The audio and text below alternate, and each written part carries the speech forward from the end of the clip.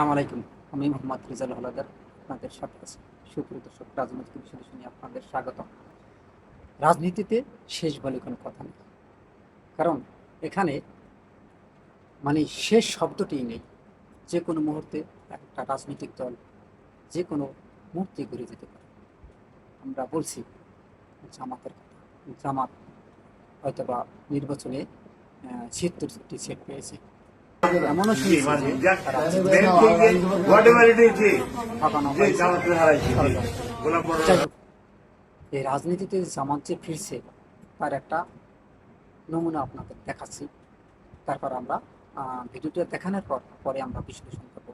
আগে দেখেন এই যে ডক্টর শফিকুর রহমান কি বলে। আমাকে অবশ্য লোকেরা জিজ্ঞেস করে আপনার ঠিকানা কি, আমি বলি সাধারণ পরিবহন সমগ্র বাংলাদেশ।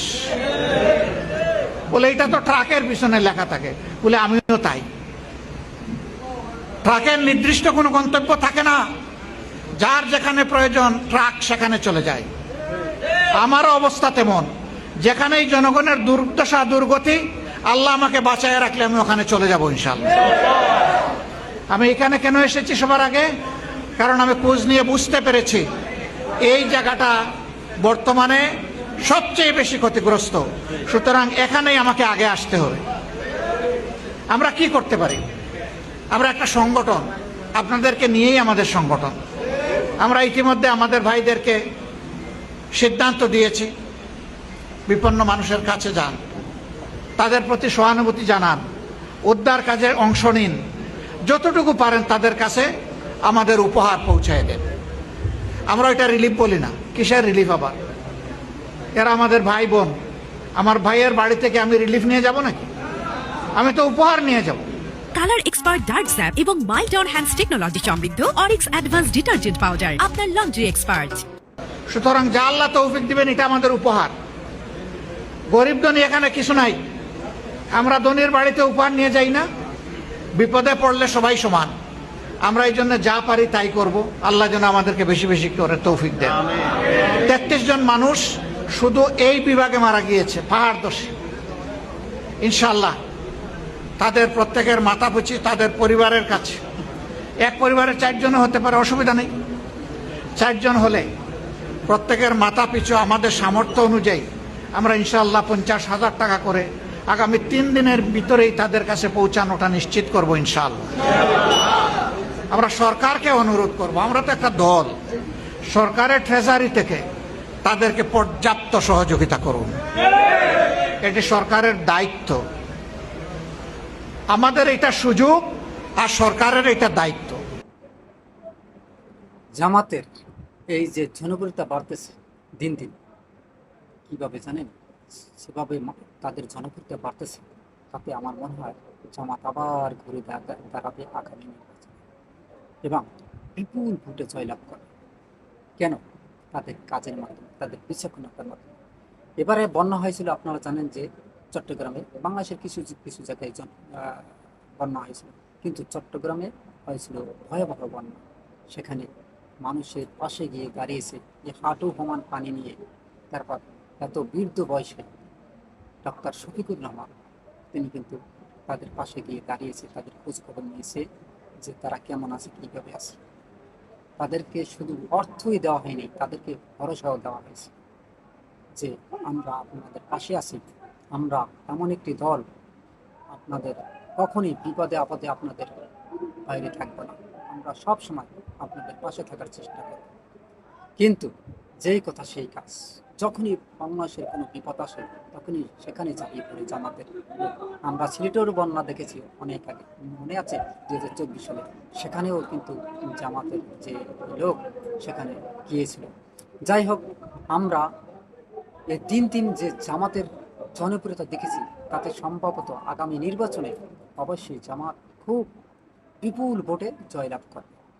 দেখেন যে বিএনপি একটা বড় দল, তারা তাদেরকে ছাড়িয়ে কীভাবে জামাত যেতে পারে তাদের কর্মের মাধ্যমে, তাদের বিচক্ষণতার মাধ্যমে, তাদের কাজের মাধ্যমে।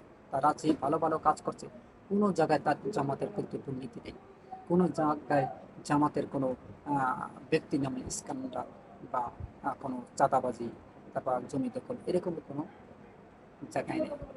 তবে সরকারি দলের অনেক লোক এখন বর্তমানে চাঁদাবাজির দায়ে অনেক জায়গায় অনেক খবর বেরিয়েছে। আমরা গত পরশু একজন লোক শুনলাম চাঁদা দেওয়া না দেওয়ায় ওই যে বরিশালে একটা ঘটনা ঘটেছে, ডিসি পর্যন্ত চেপে দেওয়া হয়েছে। দেখেন, এরকমের শুধু বরিশালে না, বাংলাদেশের বিভিন্ন জায়গায় এরকম চাঁদাবাজির ঘটনা ঘটে থাকে। আপনারা দেখবেন ভিডিওতে, আমার কাছে এখনো কিন্তু একটা ভিডিও আছে। দেখেন এই চাঁদা কিভাবে নিতে গিয়ে কিভাবে ছেড়ে দেয়, দেখেন একদম প্রকাশ। না, না, ঠিক আছে, মাফ, হ্যাঁ, মাফ তো করে দিচ্ছি। কি আছে, না, আপনি কি করবেন? এত সম্মানিত ব্যক্তি, আপনি মাফ চাইবেন? আচ্ছা, ঠিক আছে, উঠেন, উঠেন, উঠেন, উঠেন। বসেন, এখানে বসেন, এখানে একটু বাতাস টাতাস পায়, বসেন, বসেন, সামনে বসেন, বসেন। তো এইখানে লুকাইছেন, তো ঠিক আছে, এখন মেনেছি কি আপনি লুকাইছেন কেন? হ্যাঁ, বুঝতেছি না, আপনি কি অন্যায় করছেন? আপনি কেমন মাফ দিয়ে চাইতেছেন? এই সম্মানিত ব্যক্তি, ঠিক আছে, সম্মান দাও।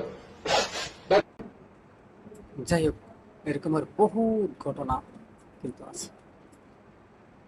আসলে এই যে জামাত এত জনপ্রিয়তা কিভাবে বাড়ানো, আসুন সেটা নিয়ে কিছুটা আলোচনা করি।